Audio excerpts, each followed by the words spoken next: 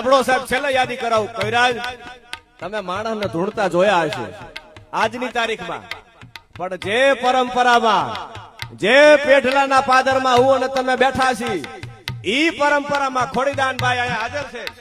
ભુવાજી ભુવા હતા અને એમના વડવાઓ, એમના દાદાઓએ સાહેબ માણસને તો તમે ધૂણતા જોયા હોય, પણ જે પરંપરામાં, જે વીરવસરાજ સોલંકી દાદાના આ પટાંગણમાં, જે દાદાના શરણમાં હું અને તમે બેઠા છી, આ પરંપરામાં ભુવા હતા જીવા બાપાએ સાહેબ આંબલીને ધૂણાવી છે. ઈ મારી અને તમારી પરંપરા છે યાર. જેને જાણવાને ધૂણાવ્યા હોય ઈ ચારણની પરંપરામાં હું અને તમે બેઠા છી.